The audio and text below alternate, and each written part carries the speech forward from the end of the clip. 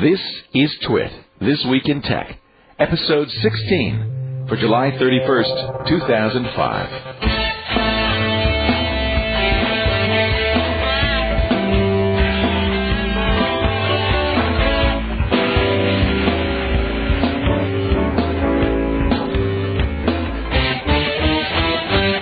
Kevin Rose is missing in action once again, ladies and gentlemen. We think he's in San Diego. We're not sure.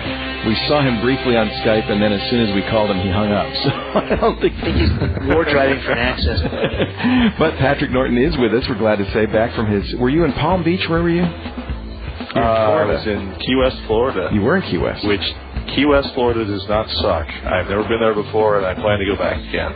So Patrick Norton is back, but he's not home with us. He is in Las Vegas at DEF CON 13. Yes, actually, I'm about a half mile away from DEF CON 13 because I won't log in anywhere near the network at DEF CON. He's on Skype at an undisclosed location where hackers can't get to. David Prager is with us in Los Angeles from Irvine, California. We're so glad to have him back. Steve Gibson of ShieldsUpGRC.com and, of course, the great Spin Right. Thank you, everybody, for being here. I forgot to mention John C. Dvorak. Dvorak.org/blog. His blog. I like your blog, John. Do you? You put a lot of content up there. I put a lot of content. I got two other guys posting there, and it's we try to keep it kind of interesting with one or two themes. You know, one of them government incompetency, then some tech news, and then weird stuff. I enjoy it, actually. I really enjoy reading it. Dvorak.org/blog. Or just Dvorak.org. It'll jump there anyway. It all gets to the same place. So I guess we should really start with an update on DEF CON, because Patrick's been there. Have you been having fun? Yeah. DEF CON's kind of like a weird sort of homecoming, rolling weekend knowledge festival and party. And it's always highly amusing to see what people are up to and what has people spooked and what has people having fun. There's been all sorts of really cool stuff happening over the last couple of days. We think there's been a new record set for the longest distance reading an RFID tag. There's definitely a new distance for an amplified Wi-Fi network connection, 125 miles by a bunch of teenagers who basically they did the Wi-Fi shootout this year. They found basically a small mountain outside Las Vegas, and these kids set up two giant satellite dishes and put one on this hill outside of Las Vegas, and the other one just outside of St. George, Utah. And they did a 125-mile connection off of a pair of 300 milliwatt cards. What was the original record? They set the record last year somewhere around 50. I think it was 55.1 miles with some 30 milliwatt cards last year. Oh, this is more than double. They used 300 milliwatt cards this year, a pair of 300 milliwatt cards. And I guess the story's about 11 o'clock on Saturday. They shot a distance of 125 miles. Wow. So they set a Guinness record last year, and they think this might qualify them for a new Guinness record. Is there any... Wait, so can you stop for a second? What was you tell me they did this with 300 milliwatts? Yeah, they did this with a pair of 300 milliwatt cards, and they attached them to, basically, you remember the classic satellite television receiver dishes from the backyard, big 10, 12-foot dishes? They use a 12-foot dish? They use those as the antennas to do the shoot. Okay. Are they passive, though? They're not powered? A 10-foot dish at one end and a 12-foot dish at the other. They're not powered. They basically, it's my understanding, they had a 300 milliwatt card at one end, a 300 milliwatt card at the other end, and they were each connected to the antennas with no amplifiers. That's amazing. It's not like they were running 3 or 4 watt amplifiers at all. And, of course, it's line of sight. Yeah. You couldn't do that without the line of sight. And did they have people at both ends simultaneously? Obviously, they're not driving back and forth. Well, I haven't had a chance to talk to the guys, but apparently they set up the antenna at one end that it was actually remote controlled so that they could make a couple of degrees or maybe more of adjustment in case it wasn't quite pointed in the right direction. Because what a lot of people have said is the biggest problem with doing these really long-distance Wi-Fi records is actually being able to point the antennas at each other. Once you get out of, once you kind of start, dealing with shooting over the horizon, I think it gets a little troublesome to figure out where somebody is. Yeah, no kidding. I mean, one tiny, quarter-inch adjustment and you're miles off. Mm-hmm. Wow. Well, it sounds pretty amazing. 125 miles with 300 milliwatts. Yeah. They use TeamPad is the name of the group that did it, and they were using a couple of VCOM 325 PCMCIA cards. What kind of data rate do they get, though? I mean, it must be very slow. Well, the computers even running Linux, the link quality, this is a quote from WiFiToys.com, which has a great article on it. It's Wi-Fi-toys.com, and it said their link quality was so fantastic they got 12 millisecond ping times, ran shell commands, secure shell commands, and even used BNC remote desktop. No. That's amazing. Wow. Wow. Yeah, Wi-Fi, it's been interesting. Wi-Fi has really been all over the conference. Jennifer Granick addressed, and there was as part of her sort of 10 top security questions or 10 top legal questions talked about. That was one of the things she talked about was whether or not it's legal to log on to somebody's Wi-Fi router, unprotected Wi-Fi router. The war driving guys were talking about that today. And the general consensus is that unless you're in Florida, it's okay. Yeah, well, what's interesting is that the thing that they said is, except for in one, basically the Florida case is one of the only cases where somebody's been logged into an unprotected Wi-Fi and was basically arrested for logging into an unprotected Wi-Fi or unprotected WAP. In most of the cases when they say somebody's been arrested for war driving or somebody's been arrested for stealing Wi-Fi, it was usually because they were caught doing something else at the same time. In one case, a guy was basically sending out child pornography. Well, that's legitimate. I can see why they'd want to prosecute him for that.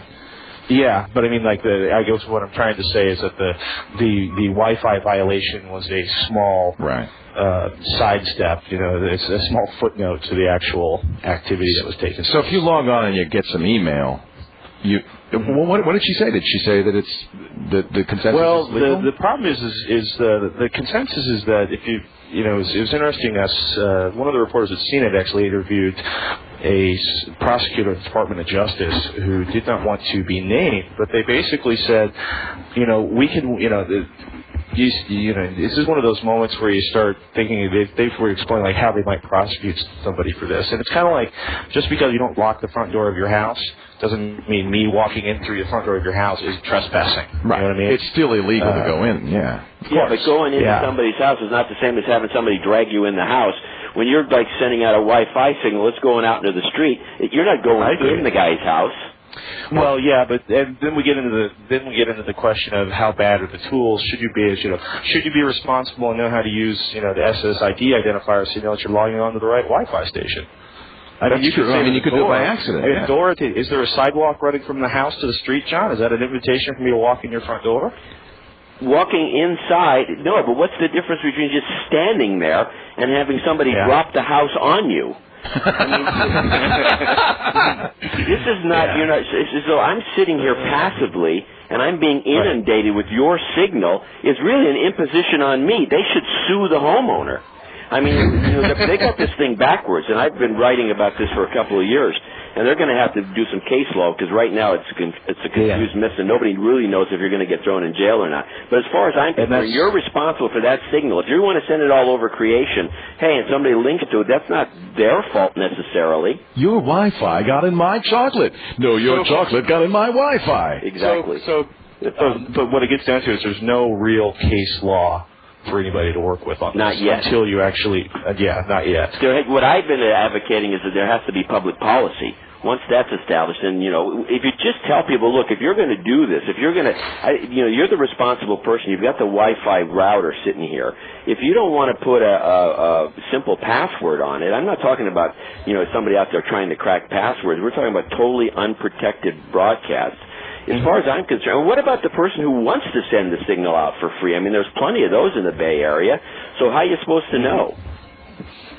I'm obviously, you can tell what side I'm on. I agree with you, John. I've been saying it for a long time. I took a lot of heat. I was in the NetStumbler forums over this a couple of years ago. I was saying it's a de minimis use of a resource. What if, here's the example I gave. If you leave your garbage can on the street and I'm walking by and I throw my piece of trash into your garbage can, I'm using your resource, you're paying for the garbage, but it's a de minimis use. It's not going to be like I'm trespassing on your garbage can. If you borrow a sip of bandwidth from somebody to get your email, how can you complain you've been damaged in any way by that? Not only that, but they're paying a flat fee anyway. It's not as though that because you showed up, they have to pay more money. It's analogous to the garbage. If I don't fill up your can, if I throw a piece of a Coke can in there, what's the big deal? Well, the other thing is, if you look at the terms of service for most broadband providers, Speakeasy being a notable exception, they will try to nail you to the floor if you're sharing your broadband connection with multiple houses. Oh, that's interesting. Yeah. Huh.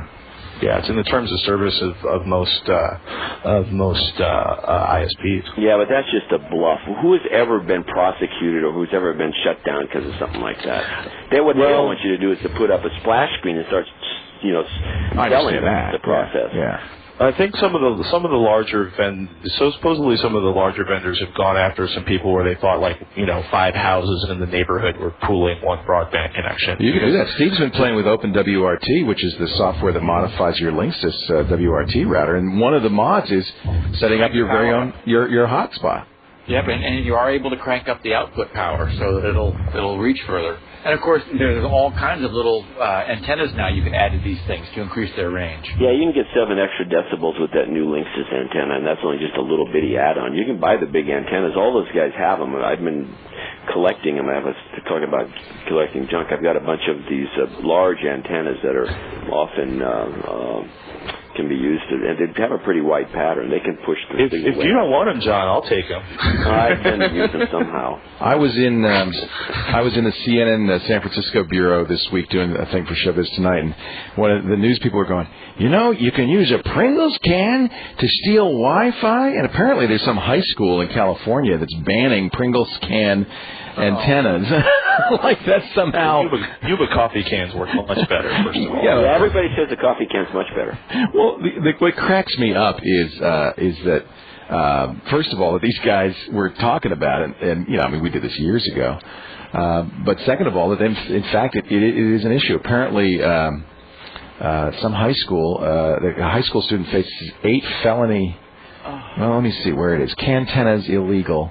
Police arrested a high school student. They found a cantenna in his room. Oh, my God. What did they arrest him under? Under what law? According to the Sacramento Valley High-Tech Crimes Task Force, cantennas are illegal. Where's the link for this? This is in techdirt.com.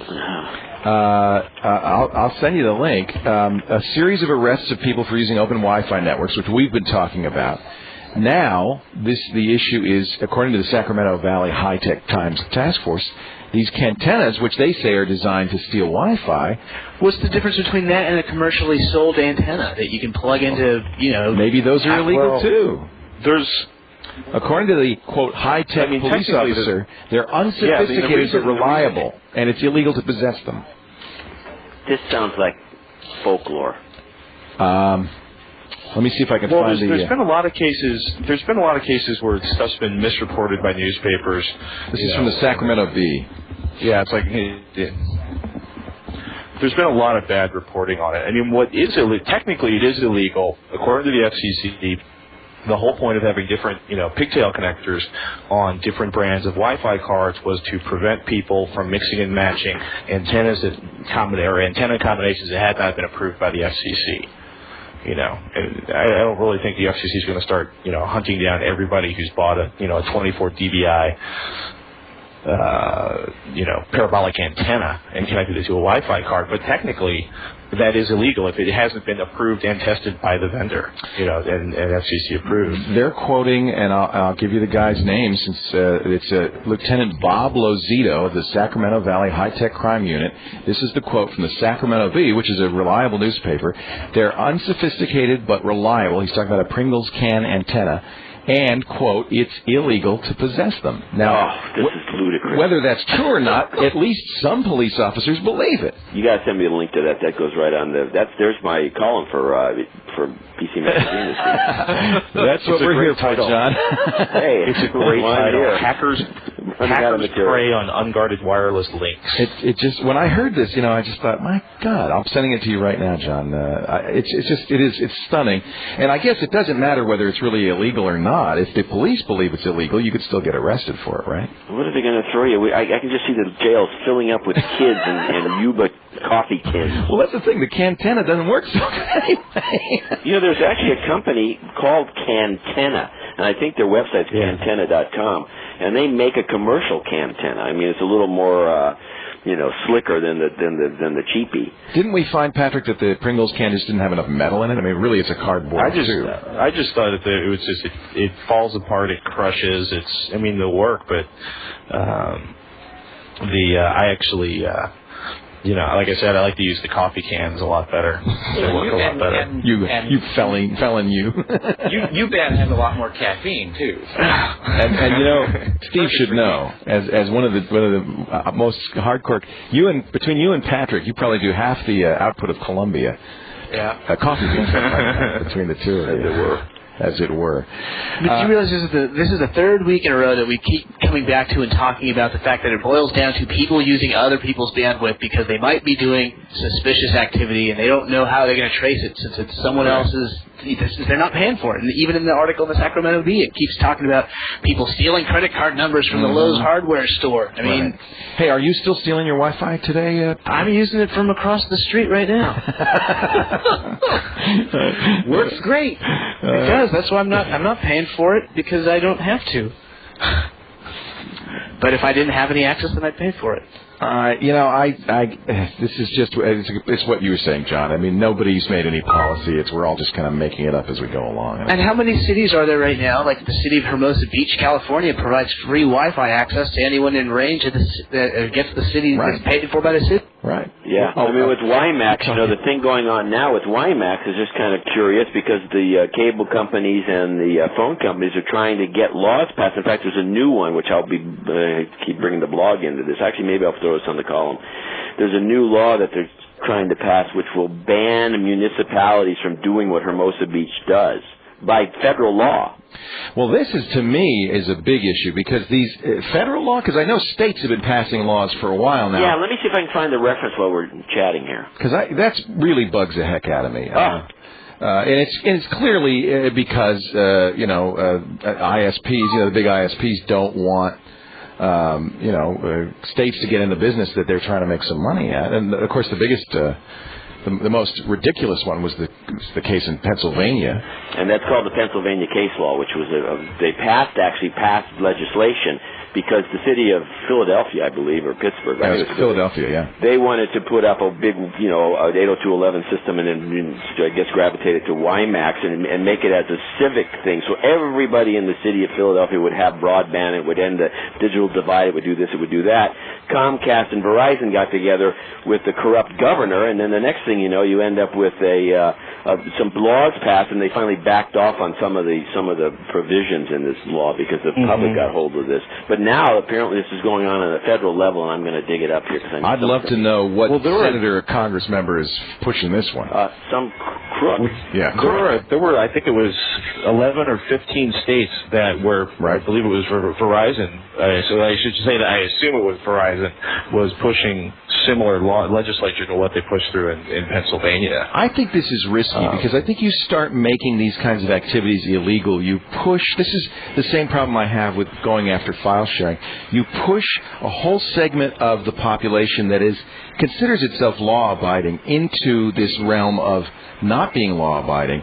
And at that point, these kids basically are going to say, hey, I'm already a crook, I'm already a criminal, and they're just going to go for it. And you're going to have a whole generation of hackers who are so fed up with the corrupt government that they're completely outside the law. And I think that's very dangerous. Yeah. Well, and it's also, government is notoriously bad at legislating technology. They'll write the law wrong.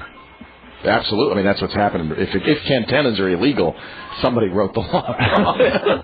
What else is going on in Vegas right now, Patrick? How did you you did the Spot the Fed? Was that fun? Did you end up getting there in time? Well, I've actually I missed the Spot the Fed. Oh, sorry. Going on. They moved it to another location. No, it wasn't your fault. They moved it to another location, but there's going to be another one right before the awards ceremony today. Although I can say that I did meet a couple of members of 3 letter agencies while I was there.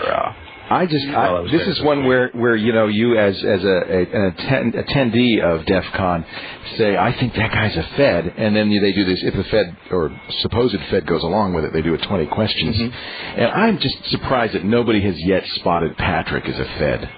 Don't you think that surprises me. Yeah, he doesn't even look like he's a cop, like undercover.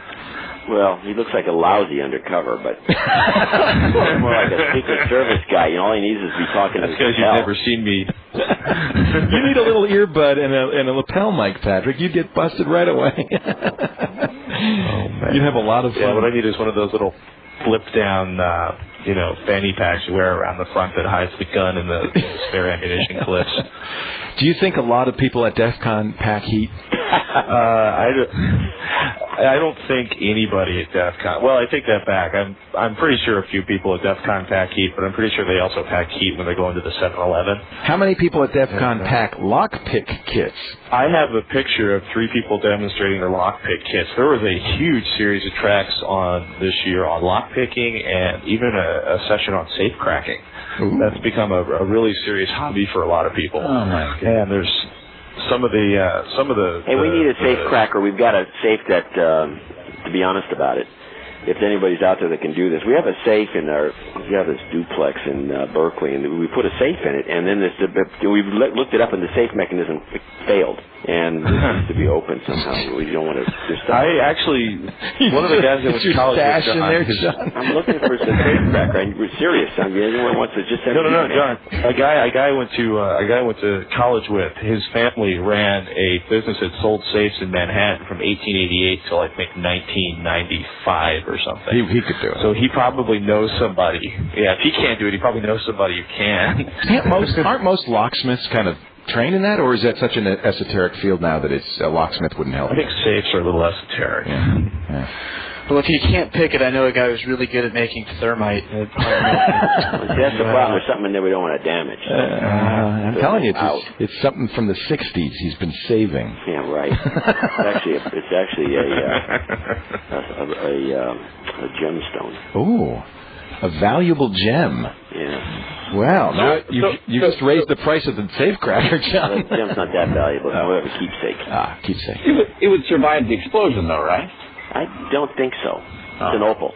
Oh, yeah, the opal will get burned right up. Sure. Hey, so was this guy Michael Lynn, who is the former Cisco employee, was that a DEF CON or was that a black hat when he was presenting? Well, he was black. First of all, he's not a former Cisco employee. He was not. a former ISS employee. It's call him a security research firm. And he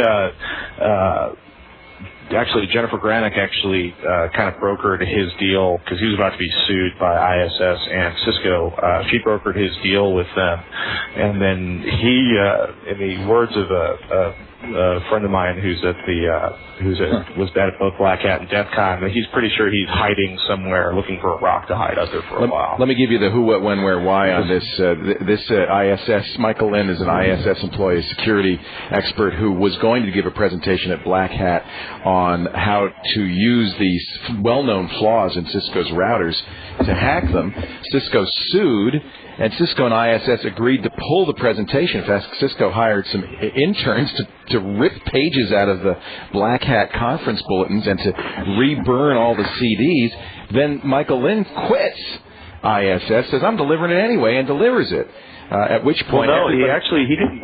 He didn't get to ISS. He started doing sort of an alternate presentation, and about 10 minutes into it, just went for it and started doing his original presentation. So he quit by default. At which point everybody sues everybody else, but there was a deal brokered, as you said. So nobody's going to be sued, or what happened? What's the upshot of it? Well, there's a couple articles online that are probably going to be a little more accurate than I am right now. But essentially, he had to turn over all of his source code, all of his research, and pretty much agree to never do any research on Cisco routers again in the future.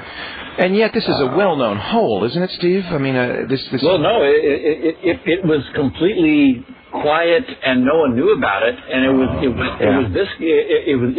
Lynn who decided it was really, really dangerous to keep this a secret because this is potentially a huge problem he felt for the internet. This is in the Cisco Inter-Network operating system. Yeah, I mean it potentially allows them it's the so-called shell code. Sort of the holy grail would be to be able to take over a Cisco router remotely and get root on the router and wreak all kinds of havoc on the internet. Now, Cisco has a patch for this, yes? Yes, there are patches available, and it turns out that when you look at it more closely, it would be hard to use this thing to do much damage because you're not able. It involves using a malformed IP version 6 packet, which basically crashes the router like any buffer overflow does. Or if you're really good, it allows you to get some privileges. But the packet itself is so messed up that one router won't pass it to another, so you're not able to target a distant router. You're only able to deal with the one that you're directly connected to. So you need a physical connection to it. You need a physical connection. Now, in theory, if you did this correctly, you could design something so that you take over the one you're connected to, and that router then takes over the ones it's connected to create sort of a propagating attack, but that's purely theoretical at this point. And so Michael has gone into hiding then? He's done? And apparently the FBI has started up something too. I heard just recently that they're doing an investigation. Yeah, what's interesting is one of the things that there's somebody does backbone testing, and who does a pretty long seminar yesterday, and she actually said she is not that concerned about it. But the general advice is if you're running the Cisco, routers, to update them, patch them now. Right. But that the patch has been available since April. So, but problem is with routers. Discussions. With routers, people are slow to patch, even more slow than they are to patch their operating system. Well, this is a good time to not be slow with that because it's a lot of people were talking. A lot of people were upset with what Lynn did. I mean, partially because they have to protect, large and diverse systems, and a lot of people were, pretty impressed. There's a lot of people who were like, "Wow, that was amazing. I wouldn't have done it."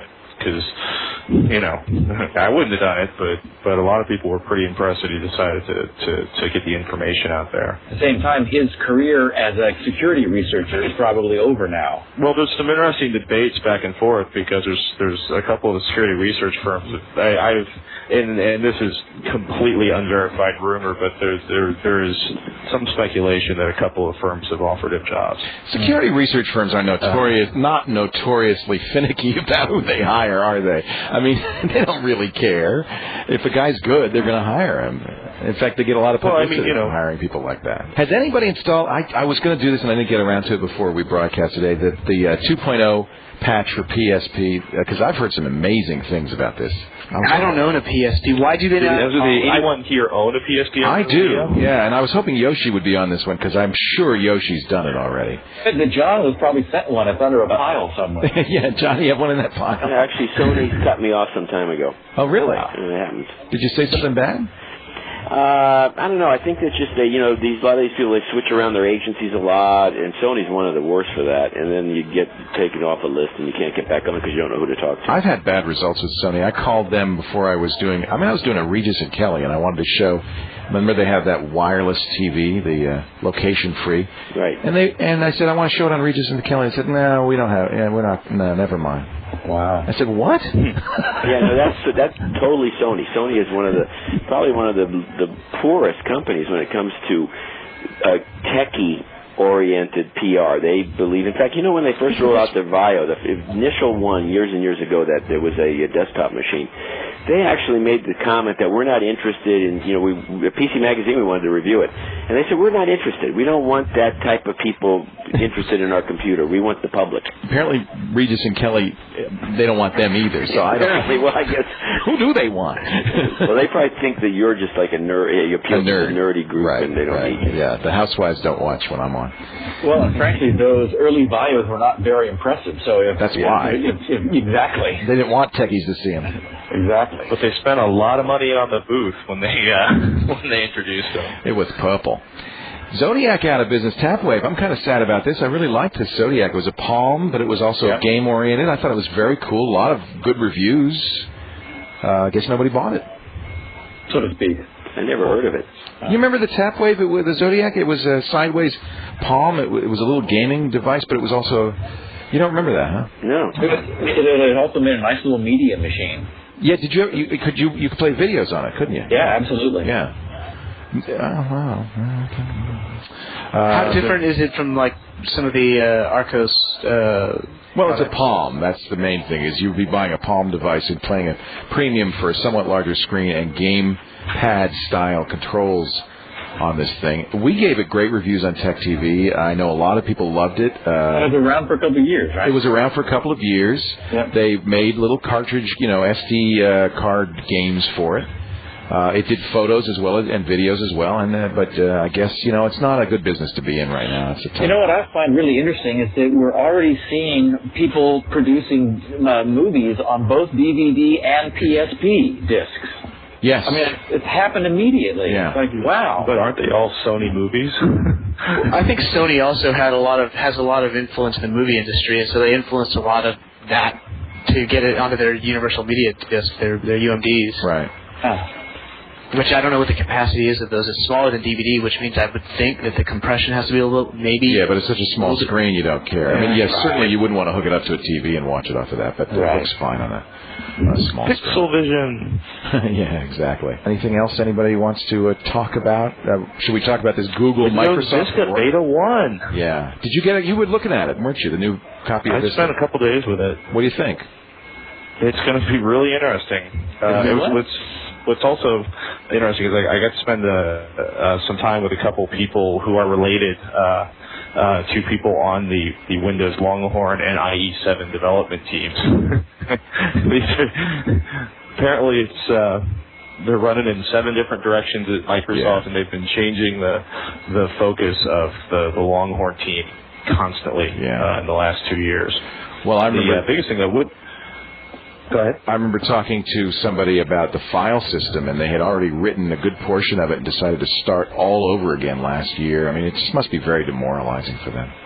It sounds like. I mean, it's interesting. The Windows Vista, outside of the nifty field of grass when you open it up, it's got the glass interface if you've got a 3D card that'll support it, which is the transparencies on the window. It's the arrow interface look or style, which is kind of clean. They're doing some interesting stuff. They're finally doing a lot of security to prevent spyware from being able to write stuff anywhere it wants to in the operating system. A side effect of that in the beta one that I was using was you can no longer, store files directly on the C drive.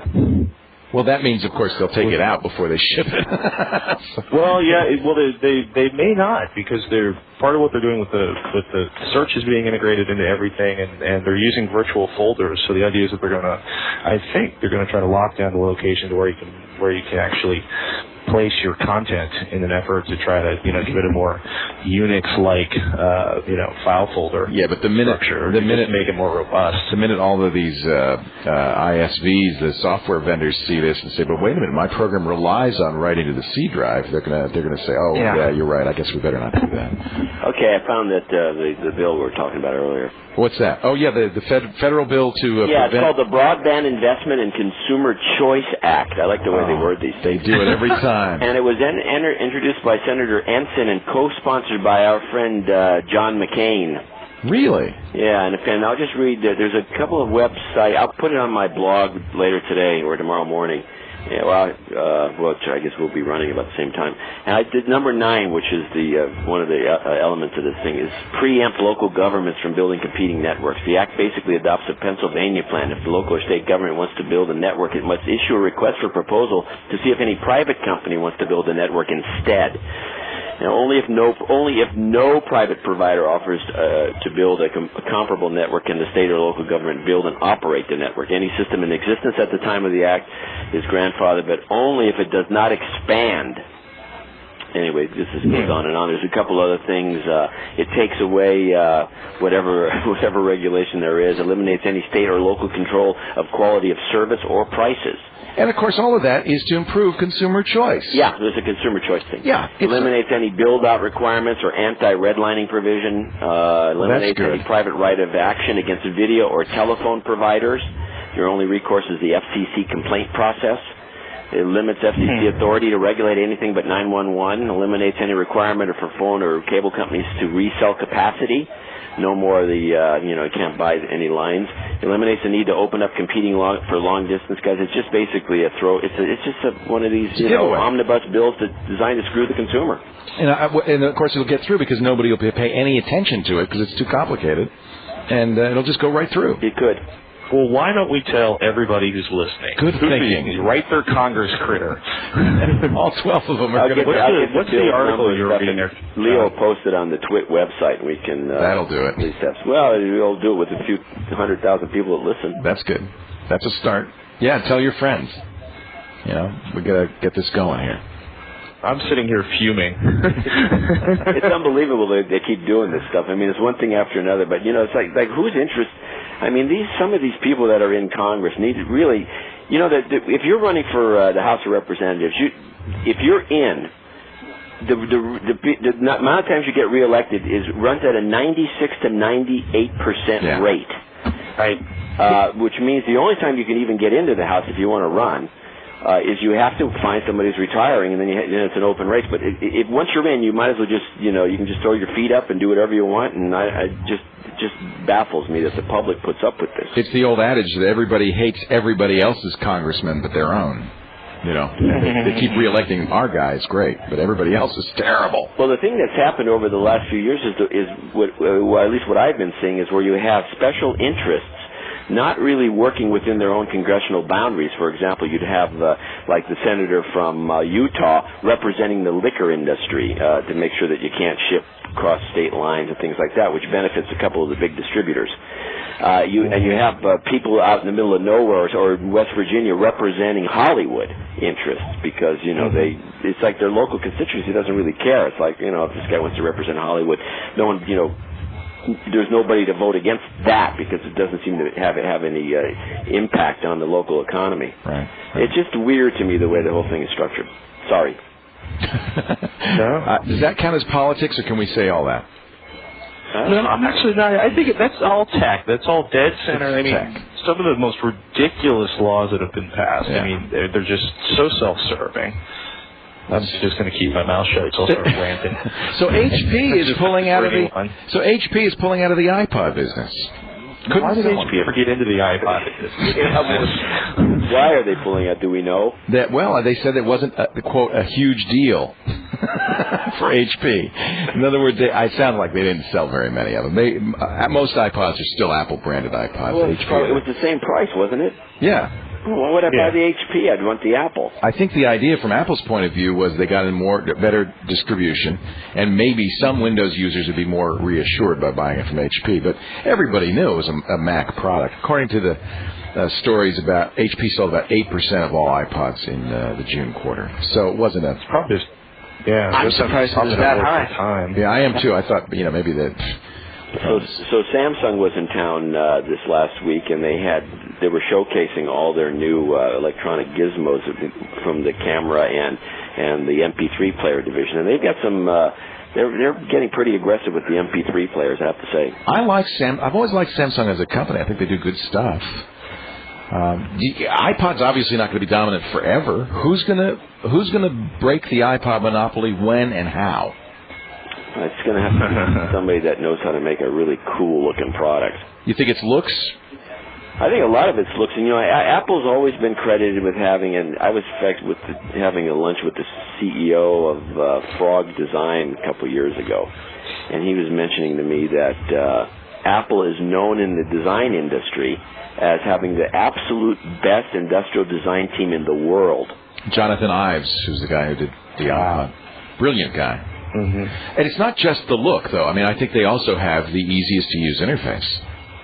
I've recently spent a bunch of time playing around with some other hard drive players, and boy, there's some incredibly awkward interfaces out there. No kidding. I mean, just impressively painful to use. And what's really amazing is some of them, they're still not actually caching the contents of the drive, so there's a lag time as it sort of figures it out. And the more songs you have, the longer that lag time is.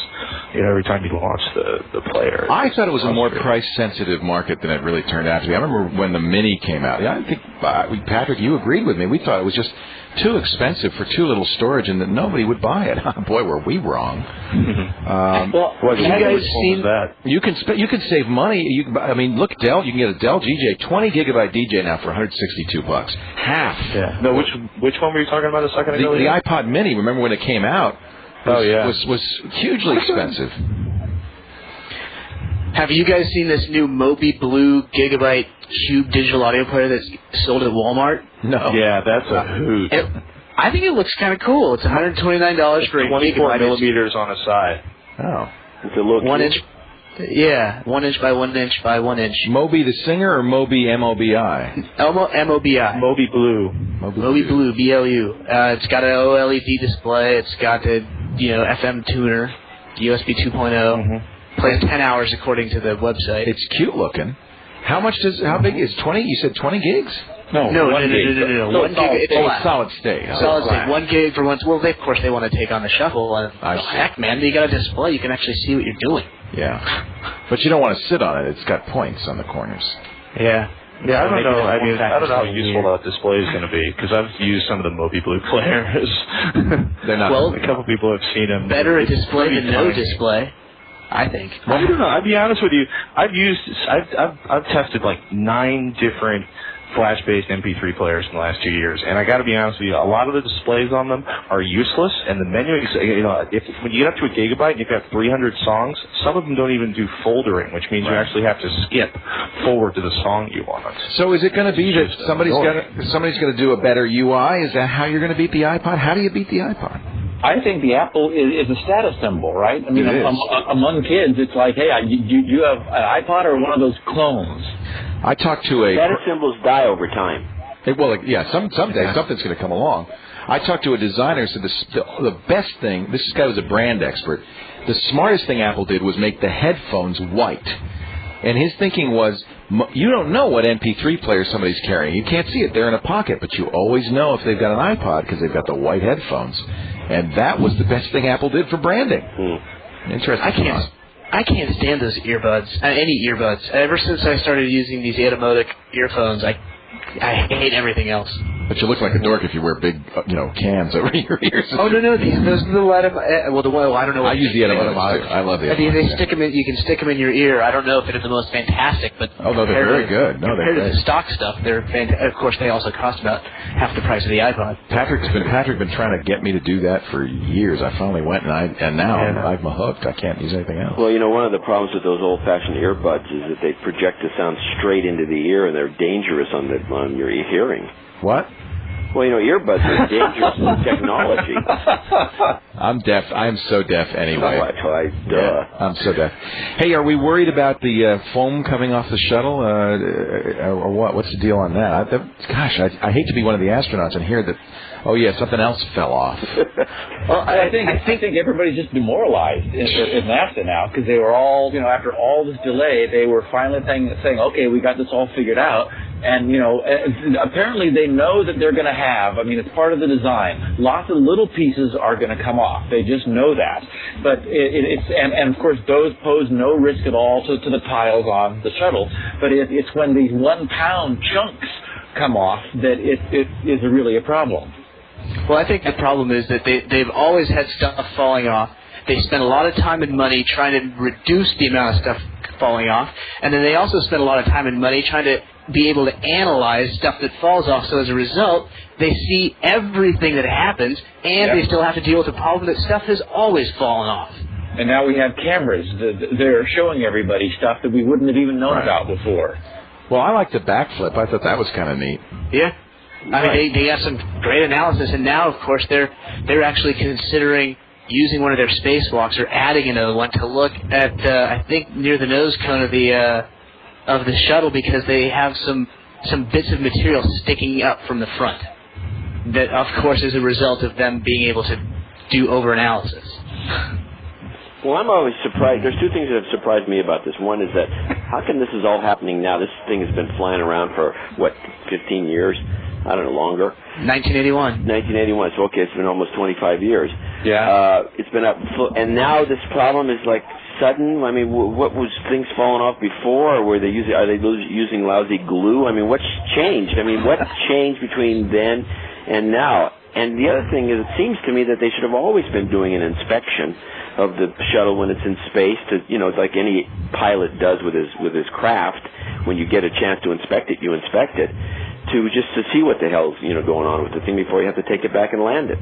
Apparently, one of the problems is that the shuttle's been around for so long, as you say, 25 years, and hopefully it's going to last us another 5, is that many of the technicians who developed the craft have retired. And so we don't have the trained personnel anymore who, knew the nuances of how to get the foam on and keep it on. Yeah, that's probably true. That happens with all technologies that linger. Right. If we can get another 5 years out of it, I think they're trying to get 19 or 20 more missions out of our existing, fleet, such as it is, diminishing fleet, then everyone's going to be happy. Well, it depends on whether or not they're going to fly something else before the end of the year. Now they're even wondering about, because they keep having to go back to their proverbial drawing board. They want to phase it out by the... Sorry, what other depressing news do we have to discuss? I'm trying to find something upbeat. I'm trying to find a happy story. People are getting arrested for cantenas. Technologies are falling apart. I thought something very cool at the very end of Meet the Press this morning. Tim Russert announced their podcast. Yeah, everybody's doing podcasts. Yep. And now we're falling down the charts. We used to be number 2. Wait! Don't get so worried about that, because I finally found out today from somebody how, and maybe somebody from Apple will tell us if this isn't true, but the story is that the iPod ratings are based on new subscribers in the last 24 hours. That would make sense. Not a total number of subscribers. That would actually make sense, because it seems very volatile. And by the way, something weird happened this week. And I was, we were number 2, and I was watching this porn podcast, the Violet Blue porn podcast. Were you watching or listening? No. I was watching it. I was only watching the charts. I was watching it climb up towards us, and then all of it. And I thought, boy, I wonder how Apple feels about the fact that the number 4 podcast on its list is a porn podcast. What's a porn podcast? It's they read erotic Ever stories. hear of phone sex? I haven't listened to it. It's by somebody named Violet Blue. And I don't know what it is. It's just talk sexy, or I don't think so. I think she does interviews. Let's get some of those old dirty joke albums and podcast them. You know what? Those would probably do very well. Yeah, maybe the old Red Fox and Rusty Rhodes or whatever her name was. Well, here's the thing. I thought Mabley. I was ready to start a conspiracy theory, because as it climbed and climbed, I thought, I wonder how long Apple's going to. And all of a sudden, it falls precipitously. It tumbles down, and it's now number 45.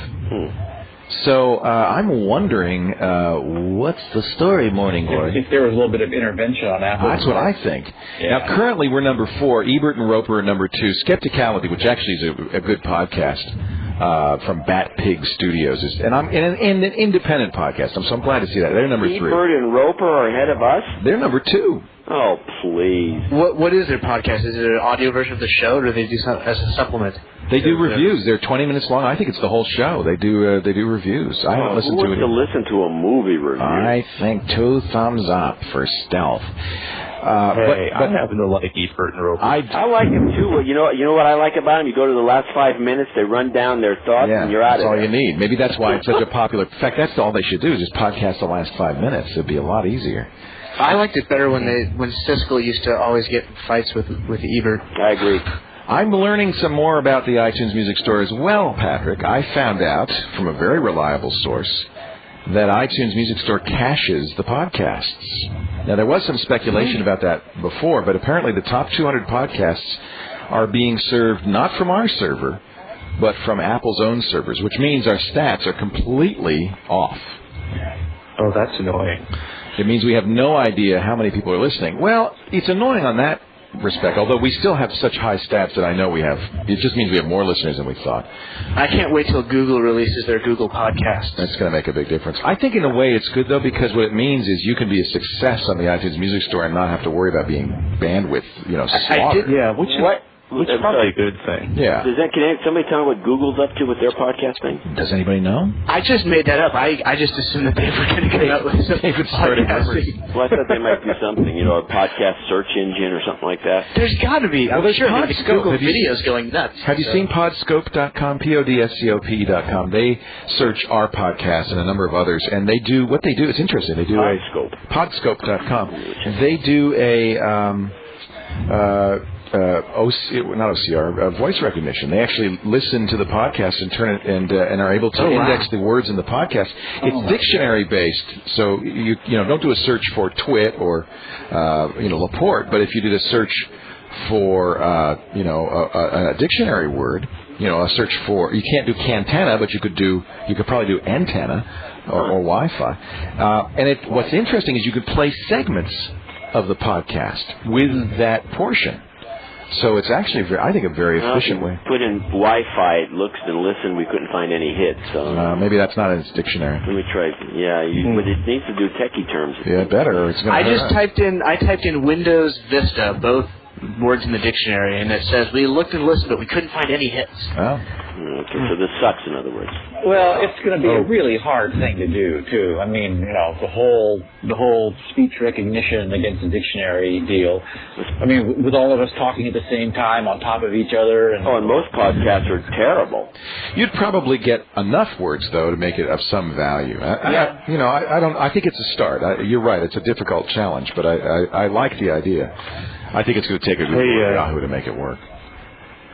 Speaking of Google, just for you, John, I Googled Violet Blue, the podcast that was the naughty podcast that was rising so high. It's open source sex, erotica, sex, and more with sex educator Violet Blue. It's open source. Open source sex 15. Open source? No. Now, John. That was the joke that had to be made. It's an open source sex 15, beginning with a little bit about sex podcasting. I also talk about being interviewed by Newsweek, the Wall Street Journal, a funny Newsweek anecdote. Then I read the As Previously Promised Antiques Roadshow Smut by author Dante Davidson. So she's reading it. She's reading it for your discerning ears. See, but let me just point out, Newsweek and Wall Street Journal interviewed her. Why? Because she was number 4 on the podcast, on the iTunes podcast. They didn't interview you. No, they didn't. Did they? Well, Leo's not, I'm naughty. I'm not even violent. Well, you are, but not in that way. I think it's the Wall Street Journal saying, "Who is this beating us? Because we're number 6. Who is this beating us?" I've got to find out. Wall Street Journal has a podcast. Yeah, they have a tech podcast. They do. Yeah, Wall Street Journal Tech News. It's short. I don't know. Have you listened? Really? To it? No, I don't know. Yeah, why do we need to listen to these guys? We got our own. We know more than they do. Do we? I think so. Probably. I just went to Podscope and typed in Bush, and I got, looking for George Bush, obviously. Yes. And in fact, there's a bunch of stuff here. You get asked for information about Supreme Court nominees, mostly. Yep. And you could probably, I believe, you could play sections of the podcast from there. I don't, it's brand new. Who knows who they are or how much, how well they'll do. But I like it because it's an attempt. And did you say the Wall Street Journal has a tech podcast? Yeah, it's number 6 on the iTunes. Because I found on something called Podcast 411 on their 64th show, we'll do an interview with Walt Mossberg and Katie Borat from the Wall Street Journal. But that's someone else's That's podcast. somebody interviewing them. Well, why would they want to get interviewed about tech stuff when they've got their own tech? Well, that's publicity, so... We'll never get Walt on this show, I'm afraid. I like Mossberg. I like him too, but I just don't think he'll ever do our show. Well, we could ask him. Mr. Mossberg, if you're listening, I would personally like to invite you. I have access. No? I have access to the TWiT treasury. Mr. Mossberg, I'd like to offer you $25 in cash to be on this podcast. I don't think he can take it. I think he's required by the ethics of the Wall Street Journal not to take anything worth more than a T-shirt. We'll do it under the counter. I'll tell you what. I will make a TWiT T-shirt for Walt Mossberg. If he'll be on the TWiTcast. All right, Walt. The gauntlet is thrown. We've got a check waiting for you. No, I'm sorry. A bag of quarters waiting. 1,000 quarters waiting for you. I hope that's right. I didn't offer him much of money then, did I?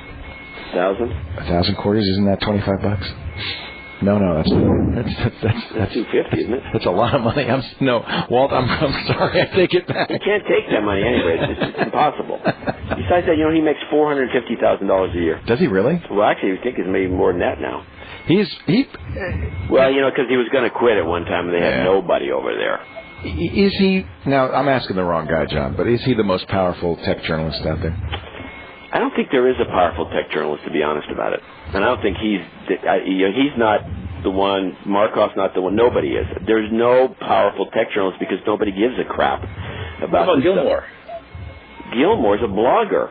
Yeah. He doesn't even have a. He doesn't even have a and he's platform. not even talking about tech as much as he used to. Mostly about complaining about the Bush administration. Or talking about blogging. I mean, most of the guys who've gone into blogging are still kind of targeting blogging more. I mean, they talk more about blogging as though they're all members of a cult. Well, it's like podcasts. That's all podcasts talk about. That's what we're doing. Oh, yeah, that's right. Never mind. Who was it that used to do that list of the most influential tech journalists? It used to be marketing computers, and it became technology marketing. But it lost its. It's a meaningless list. It's put together by PR people, and the people on that list, I have to say, it's because the PR people like them. Right. I never made the list. Well, not always. John was always on it. You were always. I was on it for a while, and then they took me off, and I got bumped off the thing eventually. It was my dream. And now, well, you should have been on it because they had a broadcasting section. They had people on there. They had their names misspelled. They're not even doing broadcasting. At one time, they moved Fred Davis up to the out of the blue. They moved him onto the list as influential for something he never even did. Lou Mary, he never did it. He was over. The company was broke by the time the list. I mean, it was a miserable list. It wasn't very well done. It's pretty funny. Yeah, and that's I guess really I make that point because all of these lists are silly. Top podcasts, all of this stuff is silly. Well, having been in enough... we would like you if you have a chance to vote for us. No. Yeah, vote for us. I've been at a lot of these meetings where these things are decided, and it's a bunch of guys sitting around drinking coffee and, saying, what do you think? I don't know, he's a jerk. I don't want to put him on there. He's pretty influential. No, he's an idiot. Screw him. Let's put on so-and-so. And so the lists are basically made up in the edit room, and they're not the reflection of just a few people. It's almost a joke. Yeah.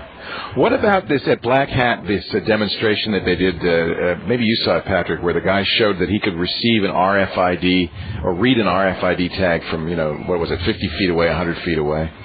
Yeah, I was actually telling you about that. They did it. They could only do it 50 feet at Black Hat because... they could only do 50 feet of Black Hat because that was how big the room was. So they could go farther. They built a huge antenna. I'm sorry? They could go farther. They did a little over 69 feet at DEF CON. And actually, I know both of the guys who are doing the research, and I'm trying to remember the name of their company. Is his name Kevin Mahaffey? I have it on my blog. Let me go look it up. Well, and the issue is that the U.S., for instance, is going to require RFIDs or start putting RFIDs in its passports soon. You're going to see RFID everywhere. If your identification card has an RFID and somebody can read it from 100 feet away, what kind of privacy implications does that have? Yeah, it's Kevin Mahaffey. Well, he's actually trying to find his company. It's called, what, are you talking about Flexilus? Flexilus.com? That's the one. So, all you need to do is you go down to an art supply store, someplace that has, you don't even need thick stuff, but you just need a piece of lead foil. And you take the lead foil and you just cut it out to be about the size of a dollar bill, and you put it in your wallet. And they roll the cards inside between the two pieces of the foil when the wallet's folded in half. Nothing's coming out of there. I got a foil jacket I'm going to wear. Foil jacket would work. Also, those film bags that you could put your stuff in there. Oh, yeah. Well, in fact, when you get the, here in the Bay Area, they have the toll tags. And when you get the toll tag, it comes in a special bag that insulates it. And they say, if you don't want us to collect the toll when you drive across the bridge, put your RFID tag in a bag, in this bag. Keep this bag with you. And it's just it looks like Mylar. It's just a little plastic bag. It doesn't take much. I do know that I've kept that tag you're talking about in my glove box, and it's nailed it from there. Oh, really? Yeah, right from the guy here, beep, going off in the glove box. But I notice when I don't want to, use it, because sometimes when it's getting near the end, you don't want to run it out. If you sit on it, things stop it. That's because you got a lead. I got a lead ass. That's what they called Walter Cronkite, Old Iron Butt, because he could just sit in the chair and anchor the newscast for hours and hours and hours. That's what the space shuttle needs. We need another Walter Cronkite. He did more for the U.S. space program than any 10 astronauts. Yeah, he actually did. By the way, back to the RFID. I miss Walter Cronkite. I do too. Experiment with some different substances, like even aluminum foil may prevent the thing from getting tagged. It's radio, so metal would theoretically be able to shield it. Yeah. Hey guys, we've used up our allotted time. I thank you all for being here. We don't have time for questions, but it's great. Kevin Rose, where are you? Where are you? Kevin, I offer you the bag of 2,500 quarters. Which you get Walt Mossberger, Kevin Rose. If Walt won't take it, it's yours, Kevin. It's all yours. The fee just went to 2,500 quarters now. You better do some math here. Wait a minute. No, that's wrong. Yeah. That's all wrong. It started to sound like a rough night on the slots. I don't know. However many I can fit in this baggie here, that's yours. It's yours to take with you. And $2 in quarters. Whatever's in John C. Dvorak's safe, that could be yours as well. Whoa. Oh yeah, I'll be looking into the safe cracker, by the way. Yeah, safe crackers. Please email John Dvorak.org. Steve Gibson's at grc.com. Everything going well for you, Steve? When are you going to release this new leak test program? I'm going to start working on it shortly. We're going to do another upgrade round to Shields Up, come up with a way of making, essentially allowing Shields Up to figure out how many packets it can send, even on a guy's firewalled connection, so that it'll be self-pacing. We'll be able to do much faster and much more comprehensive scans. And it'll bust through the firewall. Essentially, yeah. Wow. Should people forget software firewalls, or is it just useless? Every layer of security that you can add without inconveniencing yourself, I think, is a good thing. But, I'm just so pro NAT router as a hardware firewall that I think that makes a lot of sense. That's the way to go. David Prager, how are things going at System? I know you got a new issue out. Yeah, we wanted to put something out. Really right now everyone's getting up to San Francisco, getting an office, and once that happens, it's really going to get going. But wanted to definitely put something out. I'm a big fan of David Randolph, who is the broadcast engineer that helped us out, and doing something that I guess a lot of people had some interest in, some people didn't. But it's a cool guide to audio and video cables and home theater. System 3. But but there will be a lot more coming out very soon. systm.org. Correct, or revision3.com. Is that going to be the new site? Everything's going to go to revision3.com. Revision 3 is the production company, and then there's the Dignation Show, there's the Broken, which, by the way, is being worked on, and I know there's a lot of people interested in that. Oh, so. There's going to be another Broken. Oh, yes. Oh, yeah. Oh, good. And there's actually another show coming down the pipe, too, which we'll have more information on very soon. Right. Yes. Patrick Norton, when are you coming back from Vegas? Flying back tonight. All right. Well, we'll see you back here at Smile on my face, song on my heart. We'll see you at TWiT headquarters next Sunday then. I also want to tell everybody we're very close now to having a venue for our live TWiT casts. We're trying to find a place that is equidistant between everybody in San Francisco, me up here in Sonoma County, and Dvorak in the East Bay. And I think we've got a spot that is actually as close to physically at the intersections of those three lines as you can get. It should be equidistant, and it's either Larkspur or Fairfax, guys. So we'll let you know as soon as we find the location. It's two really good candidates, and both of them have beer on tap. And what about Diet Coke? Cappuccinos, all the Diet Coke you could drink, Patrick. They've promised. Okay. And one of them's offered Bordeaux for John. So they have a wine bar. Sounds like the place. Doesn't that sound good? Do you mind going to Fairfax? It's just a little farther. Don't you have to be a drug user to be around that area? I don't think. Not anymore. They've all dried up and blown away. I think this is the Cafe Amsterdam. I'll say it. The Cafe Amsterdam, Fairfax.com, and it looks like a good candidate. They're fans, and they've said we promise it to you. But there's one other spot I want to look at, so I'm going to look at them this week. And in fact, you're all invited to come with me if you want and try the chairs, make sure they're comfy. But we hope to be able to do this with a live audience certainly by September, maybe sooner, as soon as Kevin's settled. Okay, everybody, thank you for your time.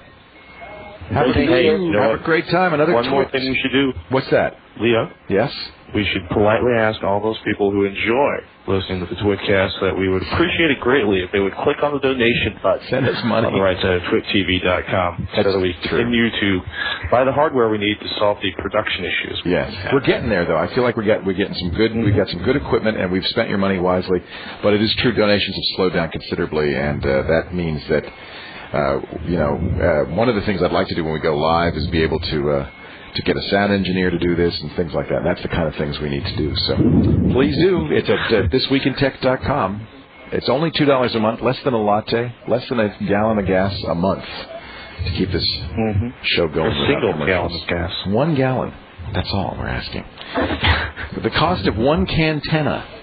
And it's felony free. Thank you, everybody. Another TWiT is in the can. Tenna.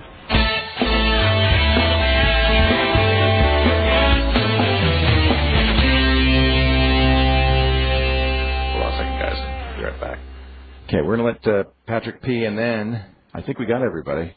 There's a bathroom in the Kinko's? Sure. Yeah, it's called the Xerox copying machine. I couldn't hear what John was saying when you were trying to patch him in, but why did he sound so good this time? He's on a phone. Oh. No, you got a John, you got a new headset? It's yeah. What'd you get? Yay. It's another Plantronics. I found it in the drawer. It's something else John was sent. Exactly. Some other piece of shit that's just laying around. Well, I got all these people saying, why doesn't John just get a good headset? I said, you don't understand. John doesn't buy anything. So if somebody doesn't send him a good headset, he won't use it. Well, you have to have your standards. Yeah. Hey, I was going to say, never let it be said John isn't living the dream, baby. Yeah. Crap. Is that why you got into this business, John, to get free crap? I never thought about it. Well, I'll admit, that's why I got into reviewing software. I just wanted free software. It's fun. But, it just you feel good. When I was doing the InfoWorld column, it was the same sort of deal. This stuff just came every day. And it was kind of neat, yeah. Well, it's actually a burden. Not that I'm complaining about it, but the fact is you get a lot of stuff you don't have time to look for and you feel guilty about. Right. I tend to refuse most things, to be honest about it. It's only when I'm targeting something I need to see it, I'll call a vendor up and tell them I need this. I agree with you. It becomes a burden. I've seen John's gas station. Do you still have that above the gas station? No, that's long gone. But that was a typical example. He had a room, big one too. It must have been a couple of thousand square feet over a gas station, jammed with crap that people had sent him. Yeah. In fact, the first time I ever went to your house, John, you had a pile in the living room. Yeah, well, whatever house I have, there's a pile in the living room. This Week in Tech. It's the shortest distance from the mailbox to the office is the living room. Most of the stuff piled up there is kind of it's called a way station. It's a way station for junk. Maybe the characters are so unlocked.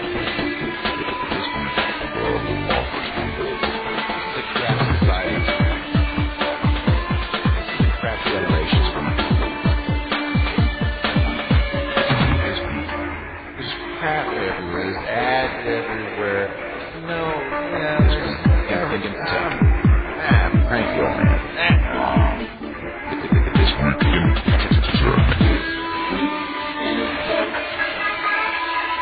This has been the week from hell. I mean, fast. It's been on 9-hour servers dead. This week in tech.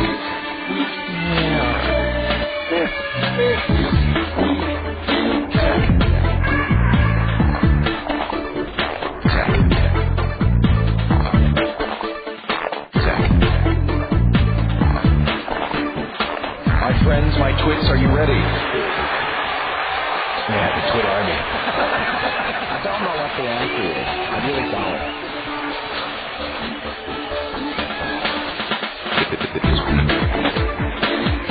Microsoft poo-pooed it. They denied us, there's no problem. System. It's dead. It's a fool's paradise. This week. This is amazing.